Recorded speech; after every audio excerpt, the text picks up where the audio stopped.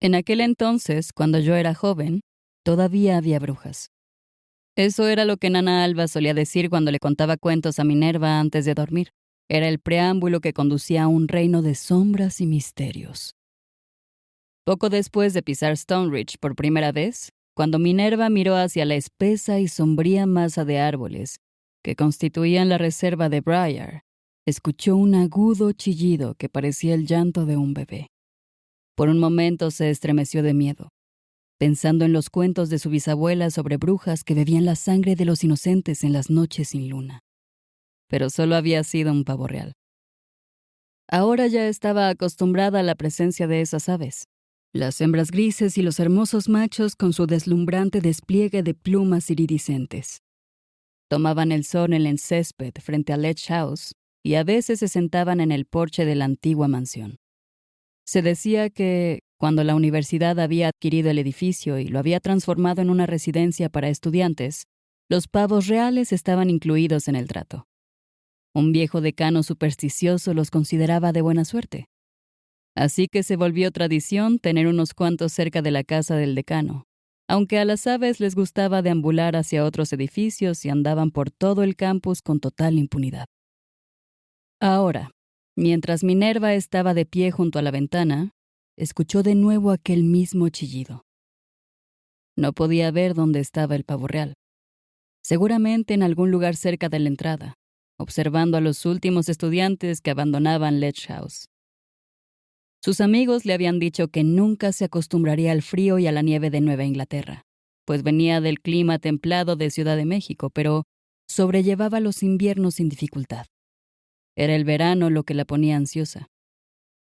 El campus cerraba por la temporada. En 24 horas, todos los dormitorios y las instalaciones quedarían desiertos y en silencio, y solo algunos directores de residencias, como ella, estarían a cargo de la supervisión de los edificios. La biblioteca permanecería abierta, aunque con horario reducido, para atender a los alumnos, en su mayoría estudiantes de posgrado, que no volarían ni conducirían a casa durante el verano. El campus junto al mar, con su verdor y sus hermosas casas victorianas, con el sol brillando y los patos nadando plácidamente en los encantadores estanques, debería haberle inspirado alegría y relajación. Pero todo la irritaba. La tranquilidad del verano era la ocasión perfecta para trabajar en su tesis, si es que tenía algo sobre lo que escribir. Su progreso se había estancado. Había hecho poco en invierno y aún menos en primavera. Su asesora esperaba un cierto número de páginas para el otoño. Minerva dudaba que pudiera producir mucho. Su proyecto era un revoltijo de sinsentidos. Su única alternativa era la excelencia.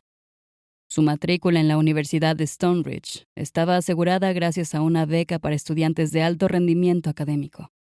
Su alojamiento y manutención se pagaban gracias a su trabajo en el laboratorio de idiomas, como ayudante del profesor Marshall con la multitud de apáticos estudiantes de pregrado que necesitaban un segundo idioma para graduarse, y se completaba con su empleo como directora de residencia. Siempre había sido capaz de hacer malabares con docenas de responsabilidades sin problema alguno. En Ciudad de México, durante la secundaria, ayudaba a cuidar de Nana Alba. Llegaba a casa, se quitaba el uniforme de la escuela y se ponía ropa cómoda. Preparaba la cena, le daba sus medicinas a la anciana y luego hacía su tarea sin perderla de vista. La bisabuela Alba murió a la avanzada edad de 101 años, y todos afirmaban que una enfermera no podría haber hecho un mejor trabajo cuidando de ella. ¿Podría alguien estancarse a los 24 años? ¿Se podría encoger su cerebro? Minerva se sentía cansada y desganada todo el tiempo. A menudo estaba triste sin motivo. Realizaba un posgrado en literatura inglesa en la misma universidad que Beatrice Tremblay. Era el sueño de su infancia hecho realidad. Le habían dicho que la sorprendería el frío invierno de Massachusetts, pero la verdad era que Minerva lo sabía todo de Nueva Inglaterra. La había vivido a través de las historias de multitud de escritores. Había paseado por el Hampstead de Peter Straub, el Arkham de H.P. Lovecraft, el Derry de Stephen King.